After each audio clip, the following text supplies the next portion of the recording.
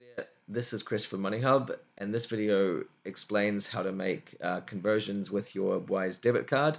So in this case, I'm going to take some New Zealand dollars and I'm going to convert them into three currencies, uh, which I'll be using in the next 4 weeks. And the process is really, really simple, but I just want to kind of explain what I do, and hopefully that helps you kind of make your decisions or at least gives you information.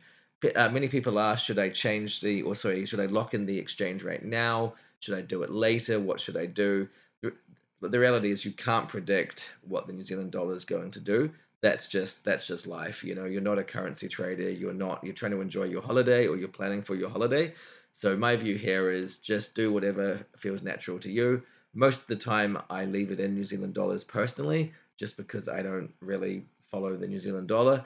But at the same time, if you want to take a little bit of hedge and put in some top up, for your travel in advance, then yeah, sure, because you'll know then that you've locked in a rate. Now, if the New Zealand dollar, becomes stronger, that's kind of annoying because you could have got an extra, few percentage worth of your money.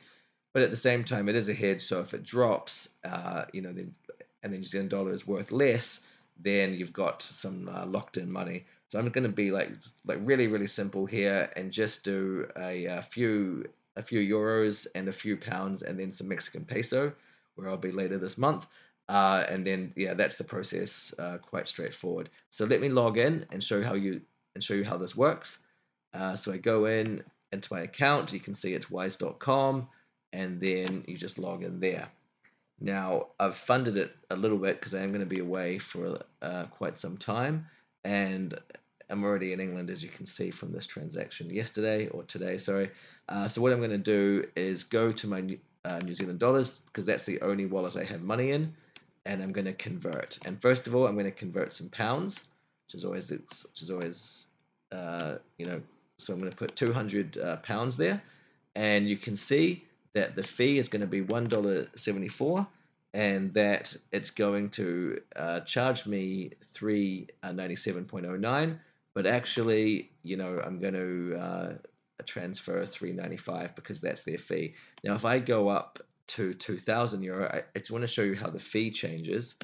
So the fee basically becomes tenfold. So there's not this kind of annoying thing when if I go for 20, I'm going to get 0.7. So it's not this kind of silly thing where there's a minimum fee. I can do 2 and I'll get charged, yeah, so very small amounts. So I just wanted to tell you that you're not having to do a minimum payment. The fee will, stay proportional to the amount that you exchange. Of course, if you go 20,000 euro, so 20,000 pounds, then it's going to be 174. So, and then you can go up from there. It does drop after you, of course, put over a certain amount. But for most people, they're not going to be, buying, hundreds of thousands of a foreign currency. So that shouldn't matter so much. And if you were, then, the fee is what it is. And it won't be that material to the total, or that's significant to the total transaction. So without further ado, let me do the 200 pounds. This is very, very simple, and I'm going to push continue. It's funding it from there, and I'm going to push convert. And that is all done. And you can see that the exchange rate has gone, if I go, so there's the proof of the transaction, and you can see that I got this rate here, which is 0.05058, so just over 50 pence per dollar. Now, if I go to NZD to GBP, then I can see that exchange rate, but I think that is rounded up, because if I look at the intraday, so we've had some movements here, you can see it's around 0.56, just under 0.0506. Here I've got the rate of 0.56 as well, so it's a really, really strong exchange rate, and that's always very positive. Next thing I'm going to do is I'm going to convert some more, and I'm going to go to euros.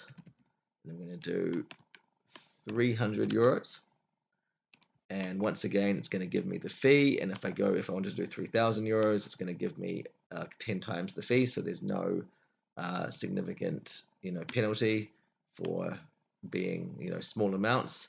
And then I am going to see what that exchange rate is. So at this point, I'm getting 5821, And if I just refresh this on there, I can see that I'm getting, it's about 5.8.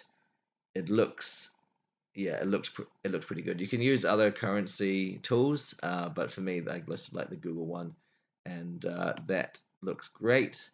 And then I push continue. I don't actually check the WISE rates normally because I find that they are, you know, very, very strong per our research, but I just wanted to show you to make it clear. So normally if I'm doing these, I'm going to be doing them either on the app or using the website, but I thought, you know, I'll talk through it, so it's going to take a little bit longer, but that is the process. So I've now got, if I go back to home, I've now got 300 euros and I've now got 200 pounds, and now I'm going to do some Mexican peso. I'm going to go convert there. This is the benefit of this Mexican peso. And I'm going to do about 2,500, which is costing me 221. So the peso is buying around like 11.4. And once again, if I wanted to buy 25,000 peso, then I'd be charged $15. And if I bought 250, I'd be charged 15 cents. So if I just once again look at the rate, but of course I never challenge the WISE rate, I'll be able to see NZD to MXN is 11.34, and just going on the graph here, it is 11. So it's 11.38. And then here I'm getting the rate of 11.38, actually almost 11.39, so it's a very strong rate, and that is what I do. Push continue there, got that, and just as a bonus, I'll do another currency, and I will, oh, sorry, I pushed the wrong thing, so I'm going to push convert. So if I was adding money in, that's what I'd push, and then I'd sort it out with my bank. But convert, I'm going to do that right now.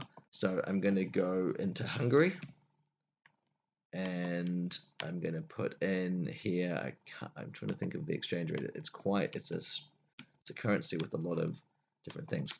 Excellent. So I'm going to put in 50,000 HUFs, and I know that that's not what the exchange rate, sorry, what the currency is called.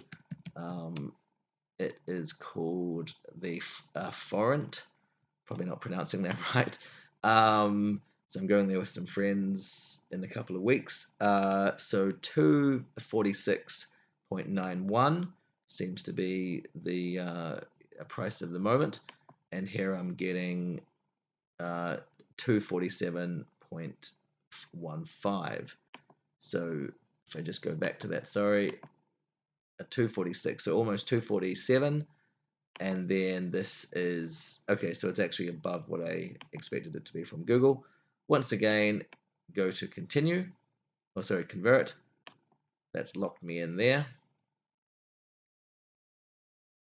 And then got that.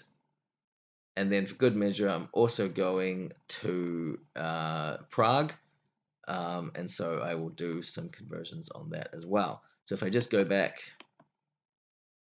it sounds like I'm always traveling. I am not. This is just a trip that I'm doing over the next few weeks.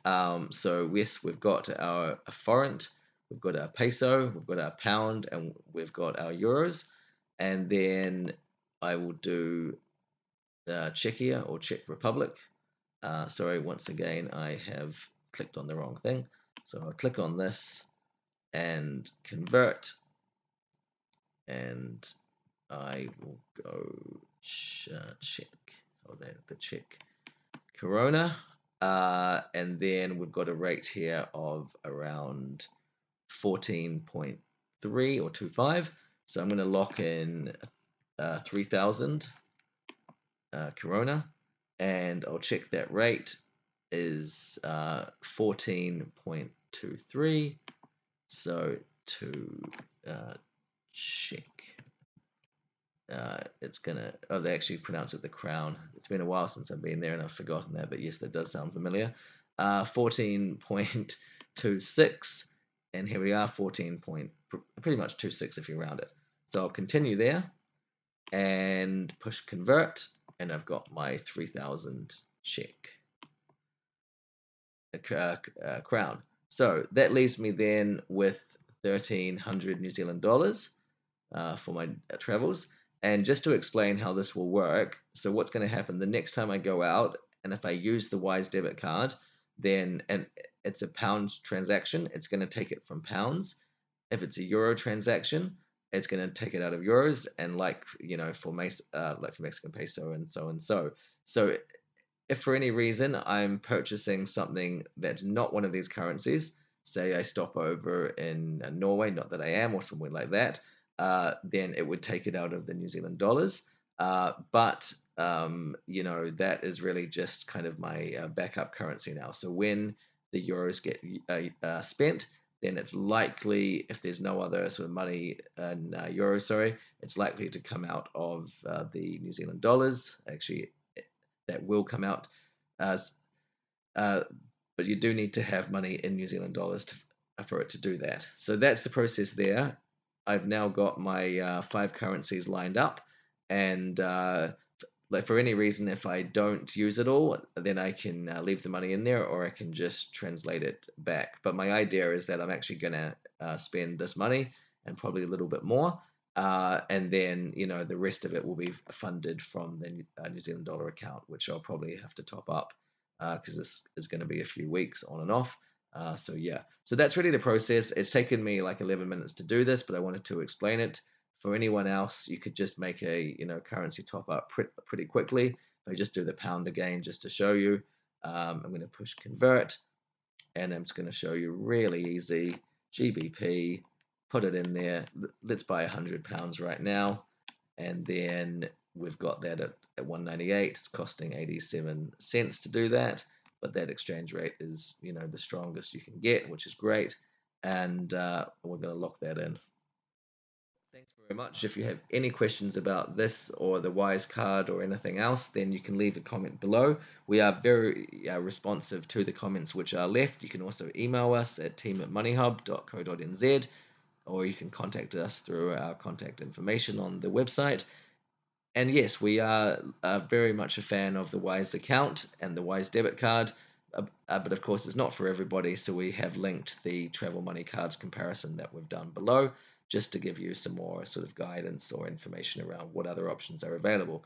Thanks very much for watching, and we look forward to responding to like messages or any kind of comments that are left below. Thanks.